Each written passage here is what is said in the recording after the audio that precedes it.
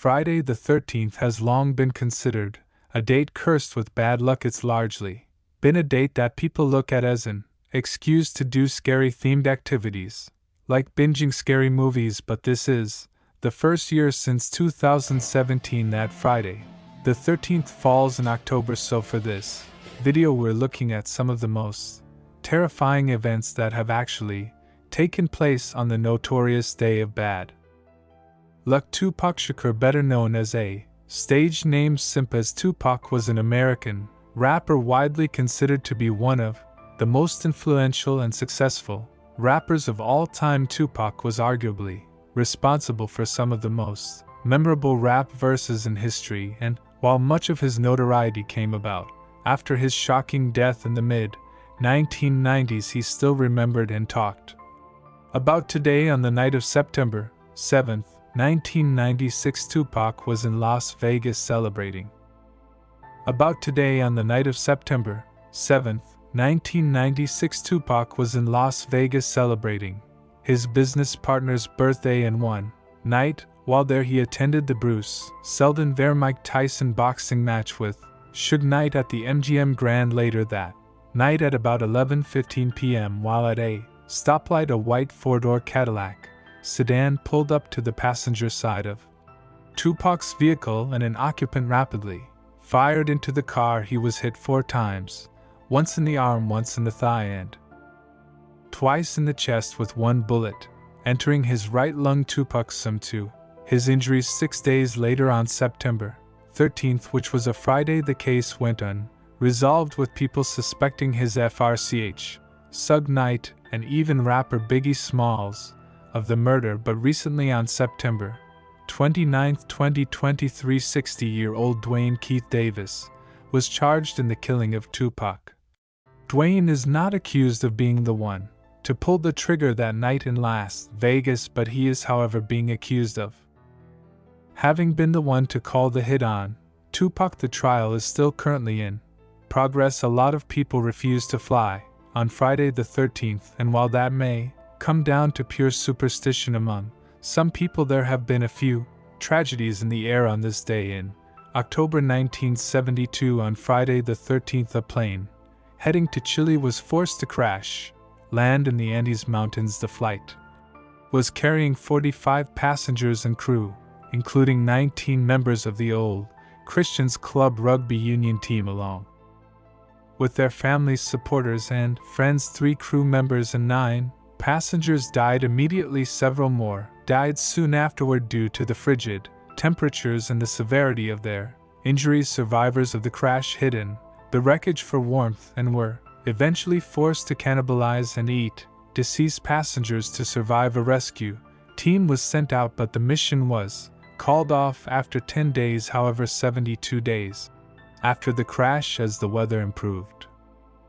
With the arrival of late spring, too, survivors climbed a 4,700-meter mountain peak without gear and then hiked for 10 days into Chile to seek help. Traveling a total of 38 miles, the 2 men were able to alert authorities that there were still 16 survivors trapped in the mountains, leading to their rescue. But believe it or not, on the exact same Friday the 13th as this plane crashed, the same exact date, was another plane crash that killed all 164 passengers and 10 flight crew. It was Aeroflot 217.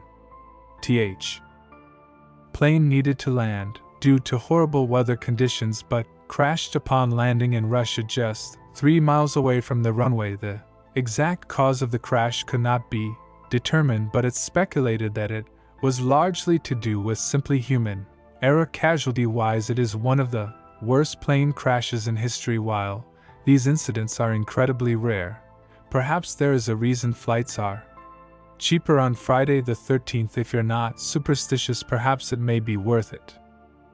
Looking at the Costa Concordia disaster, on Friday the January 13th, 2012, the 8-year-old Costa Cruises ship Costa Concordia just left Cetoia, Italy at approximately 7:18 p.m. On board were 22 crew members and 26 passengers as the Concordia approached Giglio Island several hours Later it deviated from its standard course, moving closer to the small Tuscan island for a maritime salute which included the cruise ship sounding its horn to show off to onlookers on the looking at the Costa Concordia disaster. On Friday, the January 13th, 2012, the 8-year-old Costa Cruises ship Costa Concordia just left Cetoia, Italy at approximately 7:18 p.m. On board were 22 crew members and 26 passengers. As the Concordia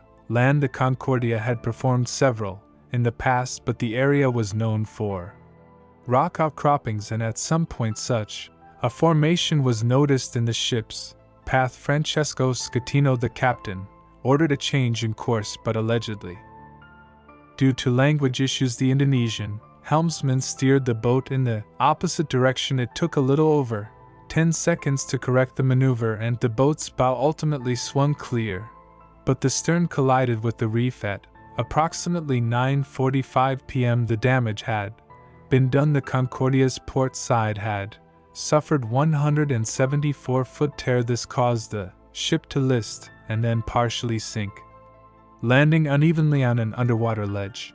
Although a 6-hour rescue effort brought most of the passengers ashore, 33 people died, 27 passengers, 5 crew, and later a member of the salvage team. An investigation focused on the shortcomings and the procedures followed by the Concordia's crew and the actions of the sea captain Francesco, who left the ship prematurely, leaving behind about 300 passengers on board the sinking ship, most of whom were rescued by helicopters or motorboats in the area. Schettino was found guilty of manslaughter and sentenced to 16 years in prison despite receiving criticism.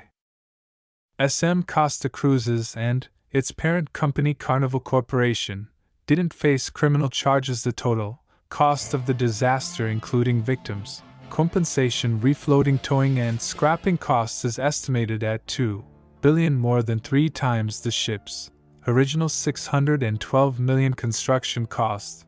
The cruise line offered compensation to passengers to pay for all damages, including the value of the cruise. Only 1/3 of the survivors took the offer.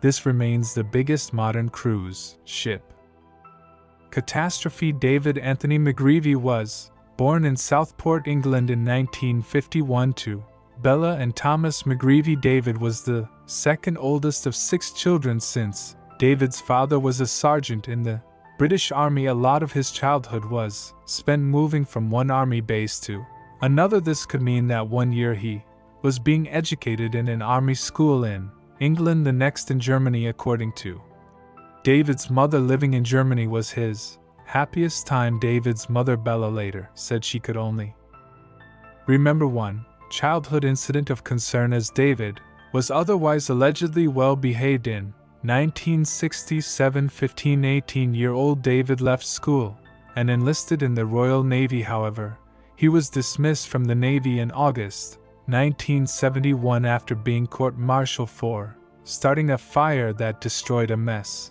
wardroom. David then moved back in with his parents, but around this time his life was crumbling as his fiancée broke up with him and he was fired from several jobs. For this reason, his parents became fed up with him and kicked him out. So David turned to his friend Clive Kenneth Ralph, who let him board with he and his wife Dorothy L.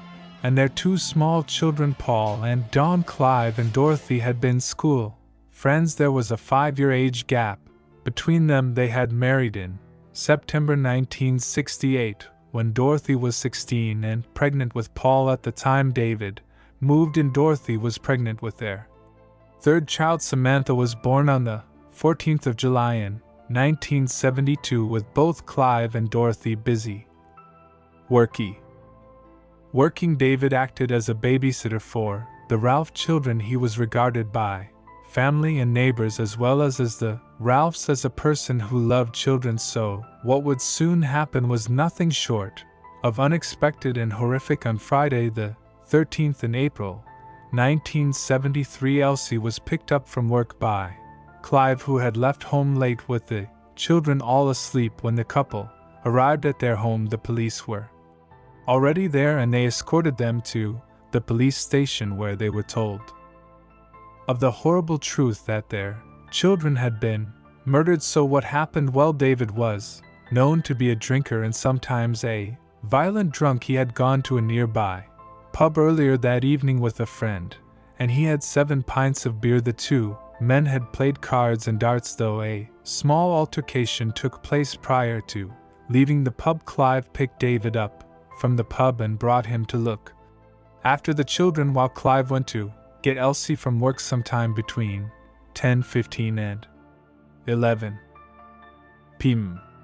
David, while completely wasted, became infuriated with the children, beginning with the baby, Samantha, who had been crying for her bottle. David violently killed the 3 children, each in a different yet brutal manner. After killing the 3 children, David went down to the basement and retrieved a pickaxe to further mutilate their bodies. David was arrested by police at 3:50 a.m. walking on a road near the Ralphs' home. Upon his arrest, David initially denied any responsibility, but several hours later, he admitted to the murders, with his only explained reasoning disgustingly being simply that the baby was crying. David was sentenced to multiple life sentences, with minimums of 20 years, and in prison, he was subjected to frequent abuse by other prisoners, and he spent most of his 45 years behind bars in protected conditions. In December of 2018, a parole board cleared David for release, declaring that he had changed significantly and he was no longer a risk.